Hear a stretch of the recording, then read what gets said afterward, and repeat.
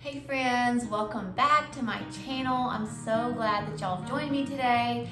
I have had so many requests on Instagram to do a video on how I plan for homeschool. So I thought that I would share this video with you guys in the hopes that it will help you guys plan your homeschool year. Okay, so today I'm going to talk to you guys about how I plan my homeschool year. I'm going to tell you how I plan it yearly, how I plan it monthly, how I plan it weekly, and how I plan it daily. The first thing we're going to talk about is the fact that I keep it very simple, y'all. I am a planner, but I am also very spontaneous. And I like to have a plan, but I'm not the kind of person that gets upset when things don't go as planned. So I'm kind of all over the place, but I love having a plan because it makes me feel like I'm organized and I'm prepared. But also, if things don't go exactly to that plan, I'm okay with it. So I do things a little bit differently than most people do it, and I have a very relaxed approach to the schedule and the planning. And so I don't know if this will help you, and this is just the way I do things, but I thought I would share it with you. So the first thing we'll talk about is how I plan yearly. And this can get very overwhelming. So this will be our third year homeschooling. This upcoming year will be my third year. And I remember my first year, the whole planning aspect of it just seemed like an enormous mountain that I would never be able to climb. I was like, dude, how am I gonna plan for an entire year of school? I don't have training as a teacher. I don't know how to lesson plan. And the first year I made it super complicated, y'all. I'm talking like super complicated. And of course nothing went the way I had planned it either, especially since we moved during that year and it was so crazy. Needless to say, this past year, the way I did things was a lot simpler. And I've been very happy with it. And I'm gonna do things a little bit differently this year, just off of the things that I learned last year. And so I'm gonna share with you how I'm planning for this year. So the first thing I wanted to mention is that we are switching to year-round schooling this year. So we have always taken a pretty long summer break, but what I'm finding is for my kids, those long summer breaks don't work that well, just because my kids thrive on a routine, and when we're off our routine, and we have nothing, because we don't have a lot of trips planned this summer either, and we don't usually do a lot of trips during the summer. We like to do our trips in the fall. It just gets kind of boring for them. It drives me crazy because they're asking, what can I do? I'm bored, and all of this all summer. So I have decided this year we're gonna do year-round school so that we can have longer breaks throughout our year and a shorter summer. And I just know this is gonna work a lot better for us. So what that means is us starting school sooner than we normally would. So we're gonna start in July as opposed to August. And then we'll be able to end in early May and still have a good 7 breaks in there. So I'm very excited about that. Now, how do I plan all of that? So by switching to year-round, we're gonna have about 7 breaks, and we're gonna take about 2 weeks for Christmas. We'll have about 4 to 6 weeks off for summer next year.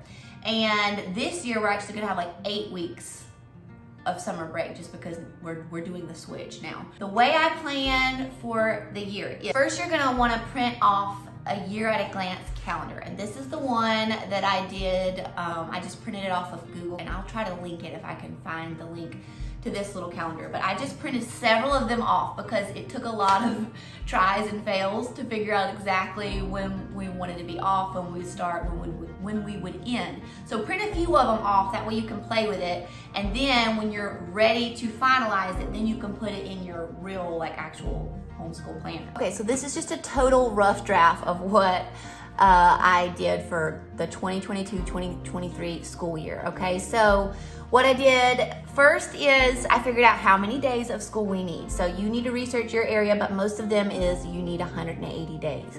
Now, if you break that down, that's about 36 weeks. So I went in and made sure that we were going to be in school for 36 weeks. I also highlighted in blue all of our holidays and our birthdays because we take all of those off. So went ahead and added those days off in. And so the purple are the weeks that we are in school. The green are the weeks that we're taking breaks. And I told you guys we're taking about 7 breaks. Some of them are only like a few days, like 1 or 2 days. And then some of them are 2 weeks long, like for our December break.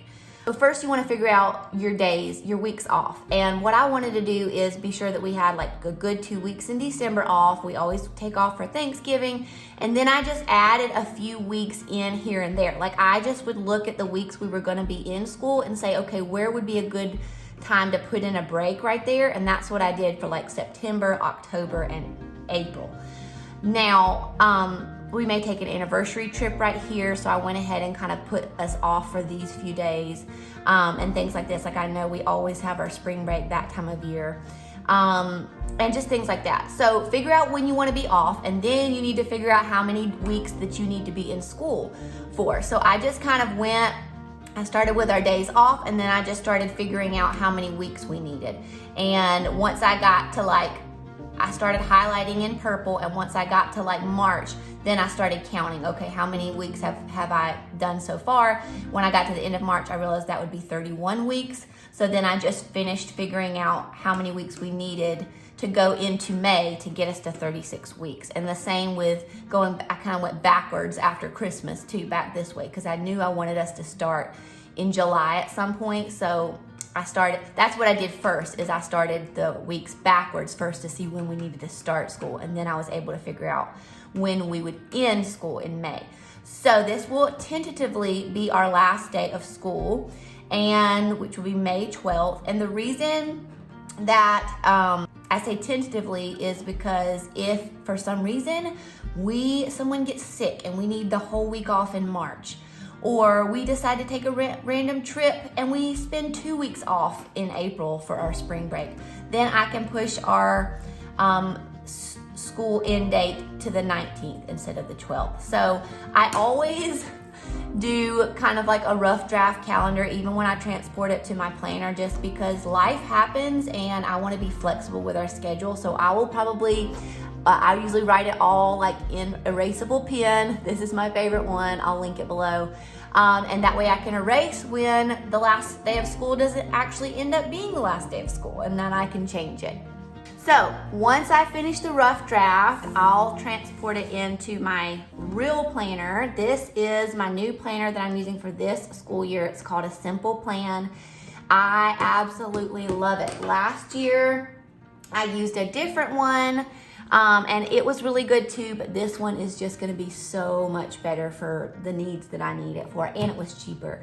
So what I'll do is I just went to the planning section, and they have a year at a glance already here.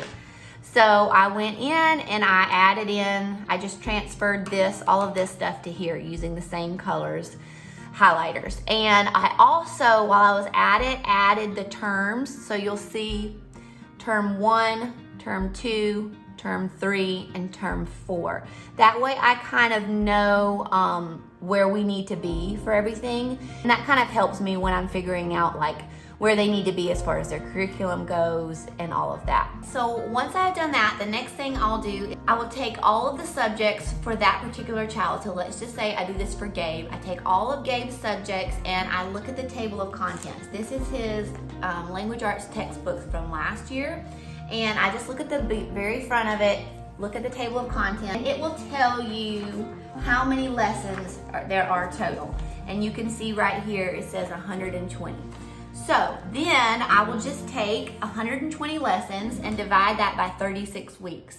And that tells me I need to be sure that I get done 3.3 lessons a week so that he can finish his textbook on time. So that usually means we do about 4 lessons a week, usually is what we do. And then we're usually done early before the actual 180 days ends. We're done with our textbooks. And in that case, that's what's happened this year. And we're just doing fun things now, like science and crafts and like fun end of the year stuff, because we finished all our curriculum. Now, the awesome thing about this, a Simple Plan planner, is it has a section in here under the same tab, the planning tab. It has a section in here for each child that you can keep track of what they need to be doing per subject per week. So you'll see right here, it says this is the student gave, and then this says yearly overview. So I have just gone in here and you can see I just wrote for week 1, he needs to be sure he gets lesson 1 through 4 done. Week 2, 5 through 8.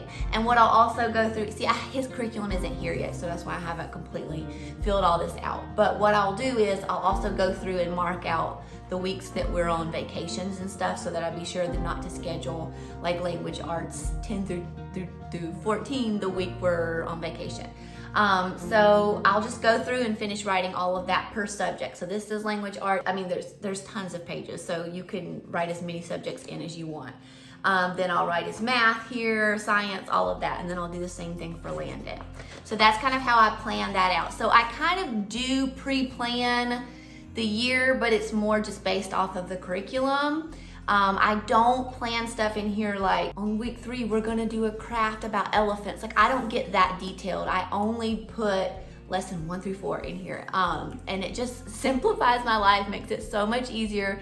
And I'm just the type of person, I don't know what we're gonna be doing on week 10. I may just get a wild hair and we might go to a field trip and learn about dinosaurs that week, and that'll be like our fun thing. I just don't have things planned out so far in advance, but I do plan a few things, and I'll get to that in a minute. I do like to have stuff written down yearly just so that we stay on track, because the first year we kind of got way off track. I didn't write all of this stuff down this way. I did it a very complicated way. But anyways, I was finding that by like quarter 3, we still weren't where we needed to be and hadn't done enough lessons and things like that. So this just kind of helps me stay on track. Like when we get to week 20 and I'll look back here, I don't check this like every single week, but I'll just kind of keep track of it like every few weeks and see, okay, on week 21, we were supposed to be on lesson 15 or lesson 34. And if we're way away from that, then I'll know, okay, we need to probably add another lesson in per week to kind of catch up. Or if we're way ahead of that, I'll be like, okay, well, maybe we just need to do 3 lessons the next few weeks, so we're not super ahead of the game. Okay, so now let me tell you what I do monthly to plan. Okay, so the way I plan monthly is I will just turn to that month, and I love that this planner has tabs for the months. It makes it super convenient. I love that there are inspirational things throughout this planner. It is just very well thought out. So I love that when you first flip to the month that it has a place for you to write things that you want to accomplish that month, special activities you want to do. Maybe you want to do a craft, or maybe you want to go take a field trip somewhere. There's places to write all of that. Websites that you want to remember. Maybe that month you wanted to print off a worksheet on a certain dinosaur that you're studying, or a certain person in history, or you know that a certain holiday is coming up and you want to get on this particular website and print something out about that particular holiday for the kids to learn about. Just, you can keep track of websites there. Reading list, maybe you have a specific read aloud that you want to read to the kids, or a book you want to incorporate into your morning basket. You could write that down here. Prayer requests and answers, I love that they have a section for that. And then supplies needed. You can always go through your curriculum, see what supplies are going to be needed in the textbooks for science, for language arts. I know for the Good and Beautiful, sometimes you'll need supplies for language arts, science, as well as history. So you could just go ahead and write those all there, especially if you're someone who shops for things like that monthly, which is what I do. It's nice to already have that written down. So anyways, that's one way I plan for the month. And then I'll flip over here to the month at a glance page, and I will go ahead and block out the weeks that we will be on a break, as well as any holidays that we'll be taking. I'll also write things on this calendar like our co-op days, our co-op breaks, our field trips, our read alouds, our first day of fall, special activities and crafts that I want to do on what day. I'll write like a unit study date that we're going to start that unit study by, things like that. I don't write in our family calendar stuff very much on this page, because honestly, I don't check this every single day. But the way we keep track of that, like Anna has a dentist appointment on November 8th. I write all that in our Google Calendar just because that way my husband can also have a copy of that and he can access it anytime. He writes his stuff on there and I just check that daily. I also do with this calendar is I write the days that we've been in school, and I'll usually just start writing it like at the top, just in little small numbers. And then I'll also write the weeks like over here to the side. Like I'll write week 20, week 21, week 23. And that way I'll have it at a month to month glance. Okay, how I plan things weekly. Well, it really helps me to have a little bit of like a schedule for each child as well as for me, so I know kind of how my day is gonna be spent, and it really helps the kids know what they need to accomplish throughout the day. The first way I do it is I just kind of write down just a random brain dump schedule. Like you can see, this one's kind of got places where I erased and just trying to figure things out, because I have 3 kids that I'll be teaching this year: 4th grade, 1st grade, and then Emmy, who is 3, is gonna start just a little bit. We're just gonna start just a little bit of preschool, probably like 2 days a week.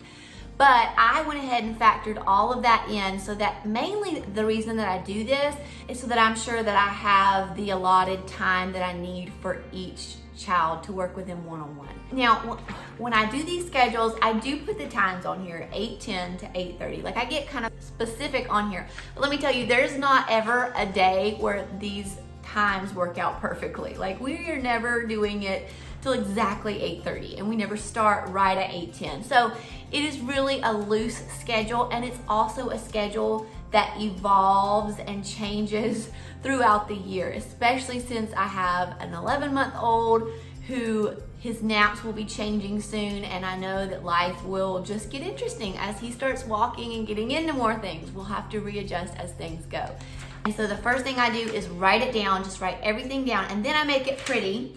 This is just something I do in Canva. You can do it on Docs. You could just make another piece of paper and just laminate that, but I just laminate it so it doesn't get torn up.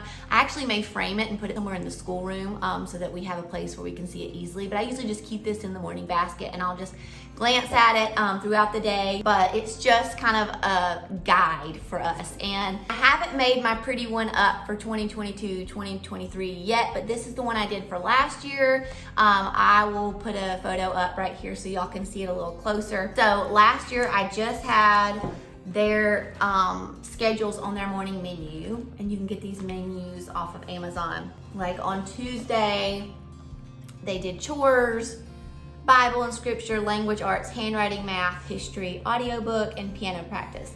Now, I didn't have times on those. They were just check those off, just make sure you get them done every day was kind of how we did it.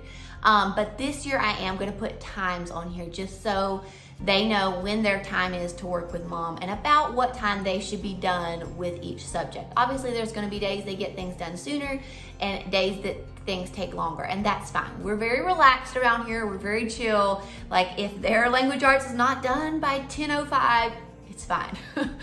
So we are very relaxed. And obviously when you have a toddler, an infant, things never quite go as planned, no matter how much you plan and how organized you are. So let's talk about daily planning. Now, I do not go through my planner and write down our schedule and exactly what I want to accomplish every single day.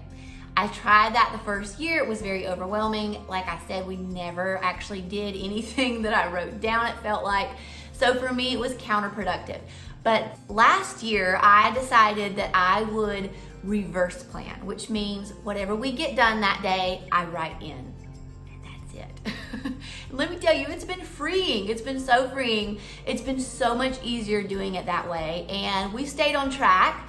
And like I said, as long as you have that year at a glance page where you have written down the lessons that need to be accomplished per week, then at least you have a little bit of a guide to go by so that you don't get completely off track. But for us, it's just so much easier this way. Now, there will be weeks, like I showed you earlier, where I will write down in our month at a glance section, like start fall bundle study on this day, or start armor of God study on this day. I will write stuff like that, just mainly so I don't forget to add that in, because what I have found that I'll buy all these books at the beginning of the year, and then it'll be like halfway through the year and I'm like, oh, I forgot that I had that book on the nativity that we could have done in December and we never did it. So going ahead and writing that down does help me remember things. But as far as like planning day to day, I don't really do that. I just reverse plan. So let me show you in this planner how you can do that. The awesome thing about this planner is it has a weekly page, and this is what I did last year and I loved it. And what I do is it does say subject here, but I am not gonna use it that way. I'm gonna actually put like morning time here. I'm gonna put Gabe's name here, Landon here, Emmy here, and I may even put a space for me here so I can have a place to like write in my workouts, maybe what we're having for dinner each night. That is what I did last year and it really worked out well. I'll show you how my calendar was for last year. Last year, it looked like this, and it was already pre-written. And this is the planner from Plum Paper, and I really, really enjoyed it. But what the main problem is, it's very expensive. And there was lots in here that I never even really used. I didn't use the homeschool tabs that much. I didn't use the checklist at all. I tried to use the meal planner section that I added, and I just never really used that very much either. So for me, it was just seemed like a little bit of a waste, and it wasn't laid out as well for homeschoolers as this one is. So that is why I switched to this planner, and I am loving it. So that's what I'll do for each day is just write down, like Gabe's name will be here. And then when he does his language arts lesson, I'll write language arts lesson 40. And then when he does his math lesson, I'll write math lesson 20. And then I just check it off. He did it. When we do our family studies, which we do in the morning, I'll put that here and I'll write science lesson 12. History lesson 5. And then that's how I keep track of what work we do each day. And I just reverse plan it. And when we accomplish it, I write it down. And there may be some things that I write ahead of time, but for the most part, I only write it after we complete it all. So that's how I do it. I know it's a little unconventional, but it really works well for us. It just helps it be so flexible. And if there's a week we want to take off and do whatever we want to, it doesn't frustrate me that we're not going to get done what I had planned in my calendar because I don't have it written yet in my calendar. So it just gives us a little bit more freedom and a little bit more flexibility. And it's just a little bit more of a relaxed approach to lesson planning. Yeah, I think I've covered everything, but if you guys have any questions, feel free to drop them below. I'm curious to know what planners you homeschool moms use, or even if you're not a homeschool mom, if you just use a planner. I would love to know what planners you guys use because I'm always looking for better options and new ideas. So drop those in the comments below. Be sure you give this video a thumbs up, and thank you guys so much for joining me, and I hope to see you again next time for my next video. Bye guys.